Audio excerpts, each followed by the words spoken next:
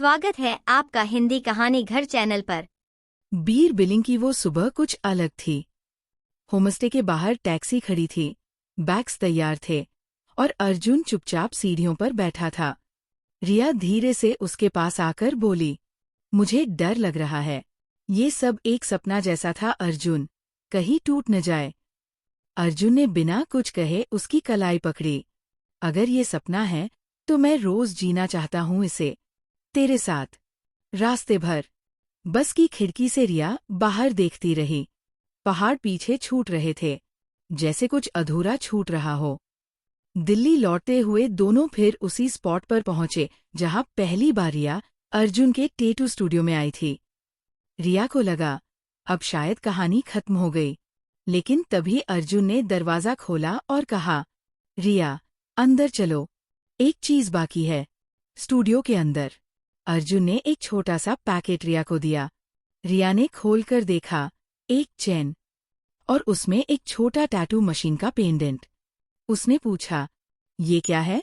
अर्जुन मुस्कुराया, जिस दिन तू पहली बार आई थी उसी दिन से ये तैयार करवा रहा था, और अब जब तू जा रही है मैं नहीं चाहता कि तू अकेली जाए। रिया की आंखें भर आईं। उसने अर्जुन को गले लगा लिया, तो फिर मैं जा ही क्यों रही हूं? चलो कुछ अलग करें। अगले दिन रिया ने अपनी एक दोस्त के साथ रहने का बहाना घर में दिया और अब वो अर्जुन के पास ही रहने लगी। न तो कोई टैग, न कोई नाम, सिर्फ एक साथ चलने की ख्वाहिश। ट्रिप तो खत्म हो चुकी थी, लेकिन अब असल जिंदगी की जर्नी शुरू हो रही थी। रिया रोज अपनी एक फ्रेंड के नाम पर घर से निकलती, पर असल में अर्जुन के स्टूडियो जाती। वहीं रहना, साथ खाना और साथ सोना, ये सब अब उनकी आदत बन चुका था। लेकिन घरवालों को धीरे धीरे शक होने लगा। न मोबाइल कॉल उठाना, हर रात लेट लौटना, कभी मेकअप में, कभी बिना बैग के बाहर जाना। रिया की माँ ने एक दिन पूछ ही लिया, किसके साथ होती है तू? तेरी वो श्रुति तो 2 दिन से घर पर ही है। रिया झूठ में अटक गई। उसकी आंखें कुछ पल के लिए झुक गईं। अगले दिन रिया के भाई ने उसका पीछा किया, स्टूडियो तक पहुंचा और खिड़की से अंदर देखा। रिया अर्जुन की बाहों में थी। भाई का खून खौल उठा। शाम को घर पर तूफान आया। क्या ये सब हमारे संस्कार हैं? तू उस लड़के के साथ सो रही है? शर्म नहीं आती? रिया की आंखें नम थीं, पर उसकी आवाज में मजबूती थी। हाँ, मैं उससे प्यार करती हूँ, और अगर ये गुनाह है तो मैं हर जन्म यही गुनाह करना चाहूंगी। दूसरे दिन रिया के पापा और भाई स्टूडियो जा पहुंचे। अर्जुन शांत खड़ा था और सब कुछ सुन रहा था। रिया के पापा बोले, तेरी हिम्मत कैसे हुई हमारी बेटी को बहकाने की? शादी की बात की है? अर्जुन ने उनकी आंखों में आंखें डालकर कहा, मैं रिया से प्यार करता हूँ, और अगर आप इजाजत दें तो मैं आज ही उसे मांग लूंगा, हमेशा के लिए। रिया के पापा ने गुस्से में कहा, एक टैटू बनाने वाले से मेरी बेटी शादी नहीं करेगी। भाई ने थप्पड़ मारने की भी कोशिश की, पर रिया ने हाथ थाम लिया, बस अब और नहीं। अर्जुन चुप था, लेकिन उसकी आंखों में एक जिद थी। उसने रिया को देखा और धीरे से कहा, अगर तू मेरा साथ दे तो मैं तुझे वो दुनिया दूंगा जहां कोई तुझे नीचा नहीं देखेगा। घर में बंद रिया। उसी दिन रिया का फोन छीन लिया गया, उसे कमरे में बंद कर दिया गया। हर रोज बस ताने, डांट और शादी के प्रस्ताव। हमने एक अच्छे लड़के से बात की है, तेरी माँ की इज्जत का सवाल है। रिया टूट रही थी, पर बिखरने को तैयार नहीं थी। अर्जुन ने चुपचाप अपने स्टूडियो के पास एक छोटा सा नया घर किराए पर लिया।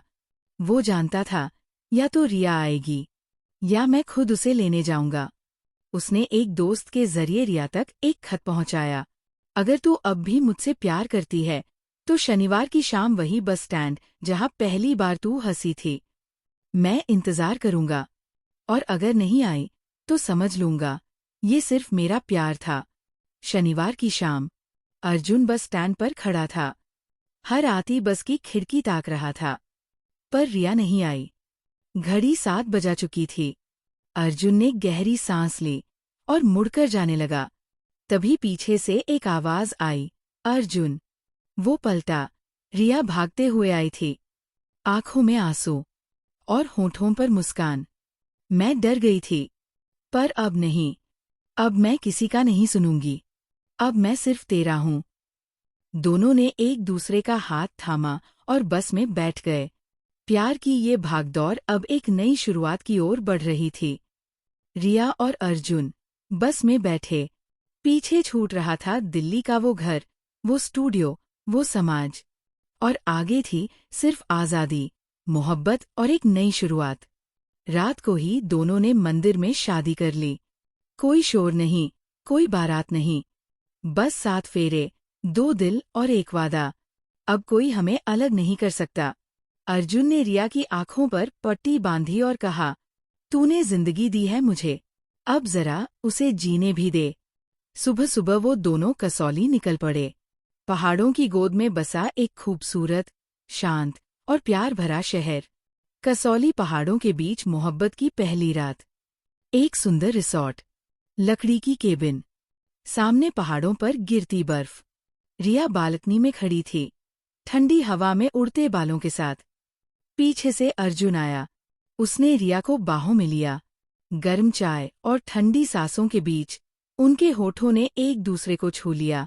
बिस्तर पर फैली बर्फ की रोशनी, रिया की मुस्कुराती आंखें, अर्जुन के कांपते होंठ। और पहली बार वो एक दूसरे में खो गए, पूरे, गहरे, बिना किसी डर के। रिया ने एक रात पूछा, क्या अब कभी डर नहीं लगेगा?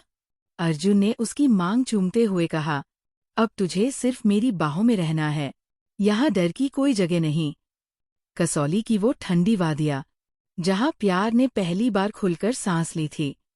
वहीं से अर्जुन और रिया ने अपनी जिंदगी की नई किताब शुरू की।